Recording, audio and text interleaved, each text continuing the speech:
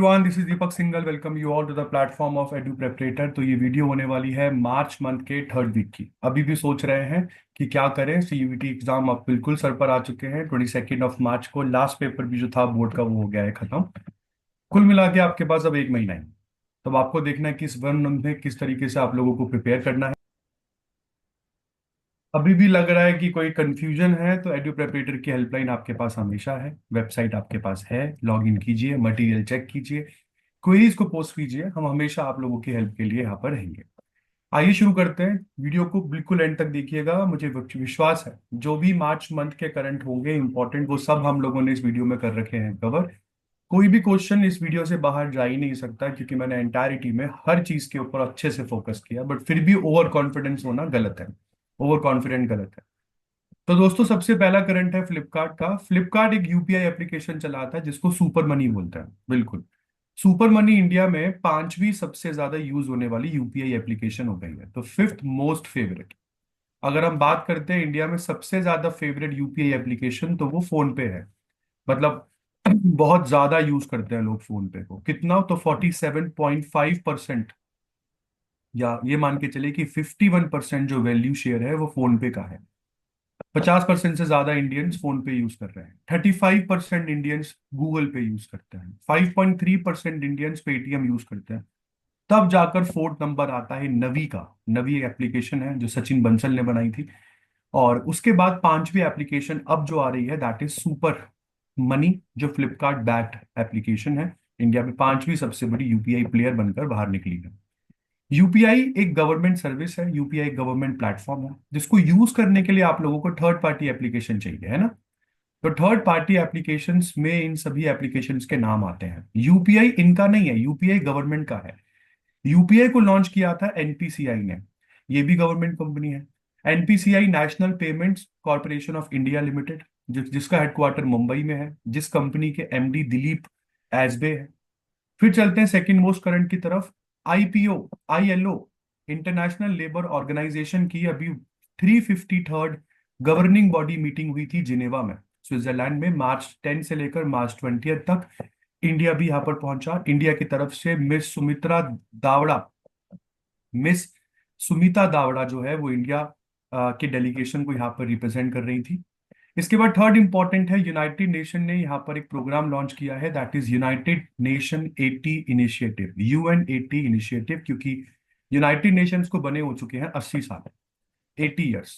तो इस UN 80 initiative में यहाँ पर यूनाइटेड नेशंस की कॉस्ट इफेक्टिव तरीकों को ज्यादा मतलब वो किया जाएगा, फोकस किया जाएगा कि किस तरीके से इस ऑर्गेनाइजेशन को ज्यादा कॉस्ट इफेक्टिव बनाए, ज्यादा इफेक्टिव बनाए। किस तरीके से इस ऑर्गेनाइजेशन के जो मैंडेट है उसको इम्प्लीमेंट करे। सिग्निफिकेंट इस यूनाइटेड नेशन की जो इमेज है, जो यहाँ पर लिक्विडिटी क्राइसिस अक्सर चलता रहता है, तो वो लिक्विडिटी क्राइसिस को किस तरीके से खत्म किया जाए। जो सब कुछ मेंबर्स है जो कभी अपना ड्यू या कभी अपना कंट्रीब्यूशन टाइम पर पे नहीं करते हैं, उन मेंबर्स को किस तरीके से समझाया जाए कि वो यूनाइटेड नेशंस का कंट्रीब्यूशन टाइम पर करें। ये सब चीजें इंडिया जो है वो कंसिस्टेंटली बहुत बड़ी मात्रा में और टाइमली यूएन को कंट्रीब्यूट करता आ रहा है। आपको बता दूं, 2025 यूएन के रेगुलर बजट में इंडिया की तरफ से $37.64 मिलियन गए हैं। हम रेगुलरली पे करते हैं। United Nations second world war के खत्म होने के बाद 1945 में बना था, जिसका हेडक्वार्टर अमेरिका की न्यूयॉर्क सिटी में है। 193 कंट्रीज इसकी मेंबर है। एंटोनियो गुटेरेस इसके सेक्रेटरी जनरल है। इसके बाद बेटा पहली बार इंडिया जो है, पहली बार इंडिया ईडब्ल्यूजी, आसियान की ईडब्ल्यूजी मीटिंग को होस्ट कर रहा है पहली बार। ईडब्ल्यूजी का मतलब होता है एक्सपर्ट्स वर्किंग ग्रुप मीटिंग जो है। और ये ईडब्ल्यूजी मीटिंग हो किस पर रही है? तो ये काउंटर टेररिज्म पर हो रही है। काउंटर टेररिज्म पर हो रही है ये मीटिंग इंडिया में। 19 मार्च से 20 मार्च तक ये मीटिंग चली। बट इंडिया ने इस मीटिंग को को होस्ट किया है मलेशिया के साथ। हम तो मेंबर नहीं है ना आसियान के, अगर हम बात करते हैं। बट मलेशिया भी अगर हम देखते हैं तो मेंबर मलेशिया है। तो मलेशिया के साथ मिलकर ये मीटिंग हमने न्यू दिल्ली में होस्ट करी, जिसमें सारे आसियान कंट्रीज तो दिखे ही दिखे, प्लस कुछ 8 जो डायलॉग पार्टनर्स है वो भी इंडिया में आए, जैसे Japan, Korea, south Korea, New Zealand, Australia, China, America, Russia. इसके बाद चलते हैं बेटा world para athletics grand prix event की तरफ। तो world para athletics grand prix 2025 हो चुका है खत्म, इंडिया में ही हुआ था ये। इंडिया ने पहली बार कोई पैरा एथलेटिक्स का इंटरनेशनल इवेंट होस्ट किया, जेएलएन स्टेडियम में सारे सारे मैचेस खेले गए। और आपको बता दूं कि इस इवेंट में नंबर वन पर हमारा प्यारा भारत ही रहा। हमने टोटल मेडल्स यहाँ पे 134 जीते, जिसमें 45 गोल्ड है, 40 हमारे सिल्वर है और 49 ब्रॉन्ज है। सेकंड नंबर पर आपको यहाँ पर अगर आप देखिए तो एनपीए कंट्री दिख जाएगी, थर्ड पर उज्बेकिस्तान। इसके बाद बेटा WIPL women Indian premiers league में मुंबई इंडियंस की विमेन टीम जीत गई है। ये थर्ड सीजन था WIPL का, थर्ड सीजन, जिसमें से 2 सीजन जो है वो मुंबई इंडियंस जीती है और एक सीजन आरसीबी जीती है। तो ये थर्ड सीजन में फाइनल मैच मुंबई इंडियंस और दिल्ली कैपिटल्स के बीच में हो रहा था। इस पूरे की पूरे WIPL के फाइनल मैच में player of the match Harmanpreet Kaur को मिला, प्लेयर ऑफ द सीरीज यहाँ पर स्कीवर ब्रंट को मिला, नैट स्कीवर ब्रंट जो मुंबई इंडियंस की ही है। इसके बाद 14 मार्च को एक दिन सेलिब्रेट होता है, that is world sleep day, जो हम लोगों ने पिछली वीडियो में भी कवर किया था। 16 मार्च को हम लोग नेशनल वैक्सीनेशन डे सेलिब्रेट करते हैं। इसके बाद फ्रेंड्स चंद्रयान 5 जो मिशन है ये अप्रूव हो गया है, बट अच्छी बात यह है कि इस मिशन को हम जापान के साथ कोलैबोरेट करके लॉन्च करेंगे। इस मिशन में 250 किलो का तो रोवर होगा जो कि लूनर सरफेस का इन डेप्थ स्टडी करेगा। चंद्रयान 1 हमने 2008 में लॉन्च किया था, जो कि एक रोवर मिशन था, सॉरी जो कि एक ऑर्बिटर मिशन था, चांद की ऑर्बिट करनी थी। चंद्रयान 2 2019 में लॉन्च हुआ, जो कि ऑर्बिटर प्लस लैंडर मिशन था, जिसमें लैंडर हम लोगों का सक्सेसफुल नहीं हो पाया था। चंद्रयान 3 एक लैंडर मिशन था, इसमें कोई ऑर्बिटर हम लोगों ने नहीं भेजा और ये सक्सेसफुल था। और चंद्रयान 4 जो है ये भी एक लैंडर मिशन होगा, बट इस चंद्रयान 4 की अच्छी बात यह है कि ये चांद की सतह से सैंपल्स को उठाकर वापस इंडिया आएगा। चंद्रयान 4 जो 2027 में मोस्ट एक्सपेक्टेडली लॉन्च होगा। और उसके बाद चंद्रयान 5 जो है वो जापान के साथ कोलैबोरेट करके हम लोग लॉन्च करेंगे। उसके बाद Olympics, special Olympics world winter games 2025 जो इस बार इटली में हुई, 8 साल के लंबे गैप के बाद हुई, वो अब खत्म हो चुका है। और special Olympics world winter games में जो कि इटली के तुरिन में हुई, हम लोगों ने टोटल मिला के 33 मेडल्स जीते, जिसमें से 12 मेडल्स जो है वो तो लास्ट दिन आए। 8 गोल्ड, 18 सिल्वर और 7 ब्रॉन्ज मेडल हम लोगों ने यहाँ पर जीते हैं। इसके बाद बेटा झारखंड की हॉकी टीम ने पहली बार कोई नेशनल टाइटल जीता है। तो अभी पंचकुला में, पंचकुला के ताऊ देवीलाल कॉम्प्लेक्स में हॉकी झारखंड और हॉकी हरियाणा के बीच में फाइनल मैच चल रहा था, जिसमें हॉकी झारखंड ने हॉकी हरियाणा को 4-3 से हराया पेनल्टी शूटआउट में और जीत गए। हॉकी इंडिया की बात करते हैं तो hockey India Indian hockey federation को रिप्लेस करती है 2009 में, और अब हॉकी इंडिया ही नेशनल और इंटरनेशनल हॉकी टूर्नामेंट्स के लिए इंडिया में रिस्पॉन्सिबल है। इस हॉकी इंडिया के प्रेसिडेंट है दिलीप तिर्के और हेडक्वार्टर है इसका न्यू दिल्ली में। इसके बाद चलते हैं नेक्स्ट, अगला है इंडिया मास्टर्स। इंडिया मास्टर्स क्या होता है? देखो दुनिया भर के जितने भी दिग्गज कंट्रीज हैं उनके जो मास्टर प्लेयर्स हैं, जैसे इंडिया के सचिन तेंदुलकर, युवराज सिंह, अजिंक्य रहाणे, ऐसे कई सारे लोग हैं ना। तो इंडिया मास्टर्स और दुनिया भर की मास्टर टीम्स आपस में लड़ी। अच्छी और गजब की बात यहाँ पर यह है कि इंडिया मास्टर्स और वेस्ट इंडीज मास्टर के बीच में फाइनल मैच हुआ। हमने ना तो केवल चैंपियंस ट्रॉफी जीती, बट हम इंडिया मास्टर्स भी जीते। ये final match SVNS international stadium में हुआ। इंडिया की टीम को लीड कर रहे थे सचिन तेंदुलकर, और 50,000 फैंस के आसपास यहाँ पर आप लोगों को देखने को मिलते हैं। और हम लोग इंडिया मास्टर्स जो है वो इंटरनेशनल मास्टर लीग 2025 जीत गई है।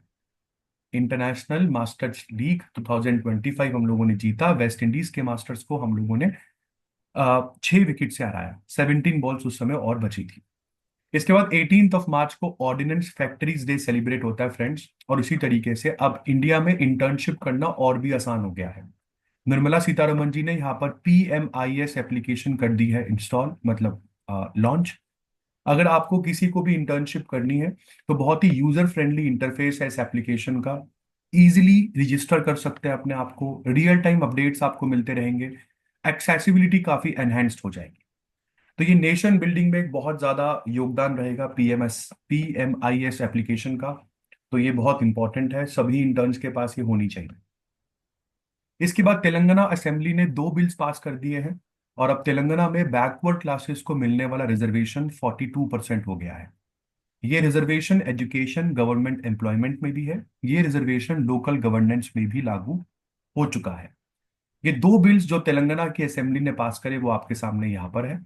तेलंगाना की बात करते हैं तो कैपिटल तेलंगाना की हैदराबाद है, गवर्नर जिष्णु देव वर्मा है, और अनुमाला रेवांत रेड्डी तेलंगाना के सीएम है। इसके बाद बेटा दो यहाँ पर बहुत इंपॉर्टेंट करंट है, 2 करंट बहुत इंपॉर्टेंट है। एक तो है ट्रिनिडैड और टोबैगो। ट्रिनिडैड और टोबैगो के पीएम बन गए हैं स्टुअर्ट यंग। और दूसरी बहुत इंपॉर्टेंट चीज ये है कि ट्रिनिडैड और टोबैगो की करेंसी क्या है। ट्रिनिडैड और टोबैगो की करेंसी है ट्रिनिडैड एंड टोबैगो डॉलर, जिसको TTD बोलते हैं। कैपिटल है पोर्ट ऑफ स्पेन। और यहाँ पर बहुत इंपॉर्टेंट चीज जो मैं आपको बता रहा हूँ, स्टुअर्ट यंग जो है वो बन गए हैं यहाँ पर ट्रिनिडैड और टोबैगो के नए प्राइम मिनिस्टर। इसके बाद फ्रेंड्स, इसरो के चेयरमैन वी नारायणन जी ने IIT मद्रास में एक रिसर्च सेंटर जो है उसको इनॉग्रेट किया। ये रिसर्च सेंटर किस पर है? ये रिसर्च सेंटर है on fluid and thermal science. तो यहाँ पर ये सेंटर ऑफ एक्सेलेंस है जो फ्लूइड और थर्मल साइंस के ऊपर रिसर्च करेगा। रिसर्च सेंटर का नाम क्या है? Shri Ramakrishna centre of excellence. कहाँ खुला? IIT मद्रास में खुला। रामकृष्णा जी के नाम पर रखा गया है। रामकृष्णन जी IIT मद्रास के ही एलुमनाई थे और एरोस्पेस इंजीनियर थे। इंडिया की लॉन्च व्हीकल इंजीनियरिंग में उनका काफी नाम है। इसके बाद भारत इलेक्ट्रॉनिक्स लिमिटेड ने मिनिस्ट्री ऑफ डिफेंस के साथ 2,906 करोड़ की डिफेंस डील साइन कर ली है। इस डील के अंदर ministry of defence Bharat electronics limited से अश्वनी नाम के ये ट्रक्स प्रोक्योर करेगा। इस ट्रक का नाम है अश्वनी। वैसे अश्वनी क्या टेक्नोलॉजी है? इस ट्रक पर लगे ये इंस्ट्रूमेंट रेडार है, जिसको LLTR बोलते हैं, low level transportable radar. Trucks को कहीं पर भी ले जाकर आप पूरे एरिया को स्कैन कर सकते हैं। इन अश्वनी रेडार्स को DRDO और बेल ने मिलकर बनाया है। ठीक है जी। इसके बाद चलते हैं 20 मार्च को बेटा 3 दिन सेलिब्रेट होते हैं। International day of happiness, world oral health day and world sparrow day. Next important current है आयुष्मान खुराना। देखो अभी ना फिट इंडिया प्रोग्राम इनॉग्रेट हुआ था, जिसमें मनसुख मांडविया आपको यहाँ पर दिखे, जो इंडिया के स्पोर्ट्स मिनिस्टर हैं। बहुत सारे आइकॉन थे यहाँ पर आए हुए थे, जिसमें आयुष्मान खुराना जी को ऑफिशियली फिट इंडिया आइकॉन जो है वो डेजिग्नेट किया गया है। इसके बाद क्योंकि ये फिट इंडिया मूवमेंट लॉन्च किया गया था, अभी ये सब सारे प्रोग्राम अभी उसमें न्यू दिल्ली में हुए, जिसमें सिटीजन्स को इंस्पायर किया जाता है कि वो हेल्थ और वेलबींग को ज्यादा प्रायोरिटाइज करें। तेलंगाना की सीएम जो रेवांत रेड्डी जी है, उन्होंने यहाँ पे राजीव युवा विकासम प्लान जो है वो लॉन्च कर दिया है। राजीव युवा विकासम एक सेल्फ एम्प्लॉयमेंट प्रोग्राम है यूथ के लिए। इस स्कीम में SC ST, बैकवर्ड क्लासेस और माइनॉरिटी क्लासेस को सेल्फ एम्प्लॉयमेंट के लिए लोन दिए जाएंगे, और ये लोन सब्सिडाइज लोन होंगे। गवर्नमेंट ने 6,000 करोड़ का कॉर्पस इस योजना के लिए अलग से रखा है। यहाँ पे 1 लाख तक के लोन, 2 लाख तक के लोन और मैक्सिमम 3 लाख तक के लोन्स अप्लाई कर सकते हो आप। 1 लाख तक के लोन 80% सब्सिडी पर, 2 लाख तक के लोन 70% सब्सिडी पर, और 3 लाख तक के लोन 60% सब्सिडी पर यहाँ पर आपको मिलेंगे। उसके बाद इंडिया और फ्रांस की नेवी ने यहाँ पे 23rd edition of Varuna naval exercise complete करी। ये वरुणा नेवल एक्सरसाइज है जो इंडिया और फ्रांस के बीच में हुआ। ये एक्सरसाइज 1993 से चल रही है, बट उस समय इस एक्सरसाइज का नाम इंडो फ्रेंच कॉरपोरेशन होता था। 2001 में इसका नाम चेंज होकर वरुणा हो गया। इंडिया और फ्रांस की नेवीज के बीच में नेवल एक्सरसाइज के साथ साथ एयर एक्सरसाइज और आर्मी एक्सरसाइज भी होती है, जिसमें एयर एक्सरसाइज का नाम गरुड़ है और आर्मी एक्सरसाइज का नाम शक्ति है। नेक्स्ट, वो दिन आ ही गया जिस दिन का सबको इंतजार था। 9 महीने से फंसे हुए सुनीता विलियम्स और बुच विलमोर वापस अर्थ पहुंचे। ये काम करके दिखाया है स्पेस एक्स के ड्रैगन कैप्सूल ने। स्पेस एक्स के ड्रैगन कैप्सूल, क्योंकि ये दोनों एस्ट्रोनॉट इंटरनेशनल स्पेस स्टेशन गए थे स्टार लाइनर के बोइंग मिशन में। स्टार लाइनर के बोइंग के स्टार लाइनर स्पेसक्राफ्ट में ऊपर पहुंचने के बाद स्टार लाइनर का हीलियम गैस लीक होता है, थ्रस्टर्स में इशू आते हैं, जिसकी वजह से इनिशियली 8 दिन का प्रोग्राम इनका बढ़ते बढ़ते बढ़ते बढ़ते 9 महीने में कन्वर्ट हो गया। बट इस 9 महीने में कई सारे रिकॉर्ड टूटे। जैसे सुनीता विलियम्स ने अब 608 दिन बिता लिए हैं स्पेस में। हालांकि ये यूएस एस्ट्रोनॉट में दूसरी सबसे बड़ा रिकॉर्ड है, क्योंकि वैसे यूएस एस्ट्रोनॉट्स में सबसे बड़ा रिकॉर्ड पैगी विटसन का है 675 डेज का। फ्रैंक रूबियो का भी एक रिकॉर्ड है 371 डेज का। और ओलेग ओलेग कोनेनको ओलेग कोनेनको का वर्ल्ड रिकॉर्ड है 6878 डेज का। But Sunita Williams first women है एंड द ओनली विमेन है जिसने 600 से ऊपर दिन बिताए हैं स्पेस में। लॉन्गेस्ट स्पेस वॉक का भी रिकॉर्ड बनाया है मैडम ने। आप मेरी पिछली वीडियोस देखें, मैंने वहां पर कवर किया है।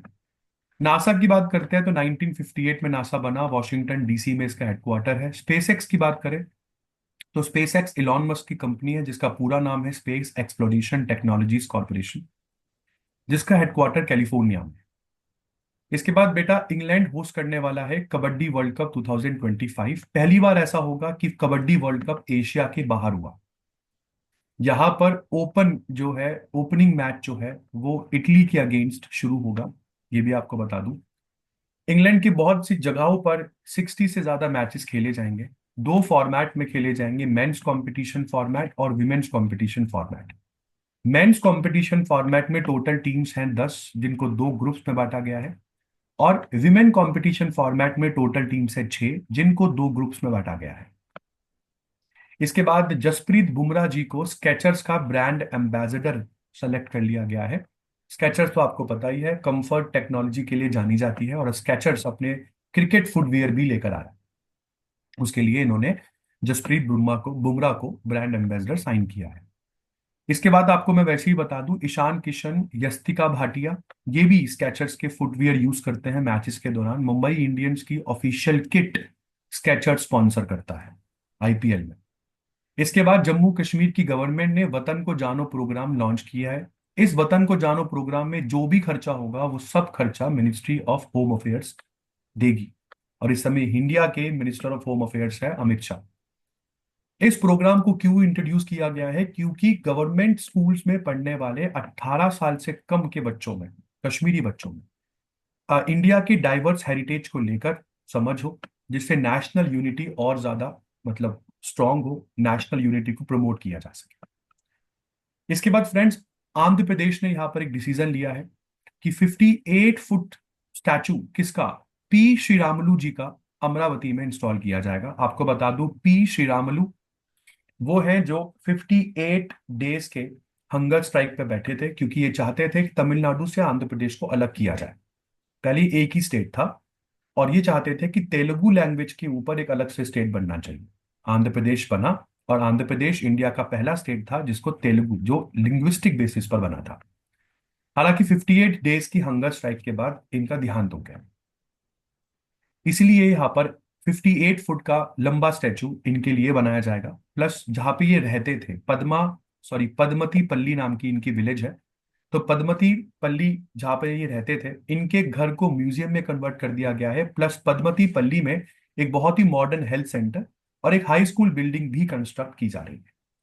आंध्र प्रदेश की सीएम है चंद्रबाबू नायडू, गवर्नर है अब्दुल नाजिर, और कैपिटल है अमरावती। इसके बाद दोस्तों, नीति आयोग के फॉर्मर सीईओ अमिताभ कांत जो है वो एनआईआईटी यूनिवर्सिटी के चांसलर बन गए हैं। अमिताभ कांत जी हमने कवर किया था पिछले करंट में, इन्होंने एक बुक भी लॉन्च करी है G20 के ऊपर, याद करना, जिसको इन्होंने लॉन्च प्राइम मिनिस्टर मोदी से करवाया था। आपको बुक का नाम कमेंट सेक्शन पे कमेंट करना है।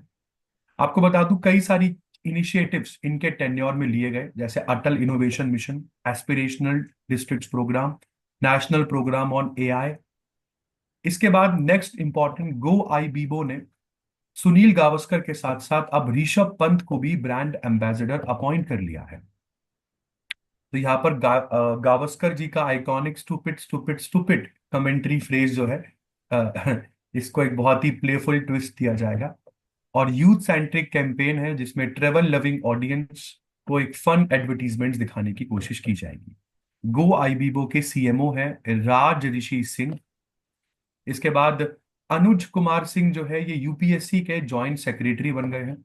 अनुज कुमार सिंह के बारे में मैं आपको बता दूं, ये 2009 बैच के आईआरएसईई ऑफिसर है, Indian railway service of electrical engineers. और सेंट्रल डेप्यूटेशन पर इनको जेएस अपॉइंट किया गया है यूपीएससी में। उसके बाद एक बुरी खबर, इंडिया की लॉन्ग डिस्टेंस रनर अर्चना जाधव जी को डोपिंग टेस्ट में इनको बैन कर दिया गया है, क्योंकि इनके ब्लड सैंपल्स में एक ड्रग मिला है जिसका नाम है ओजेंड्रोलोन।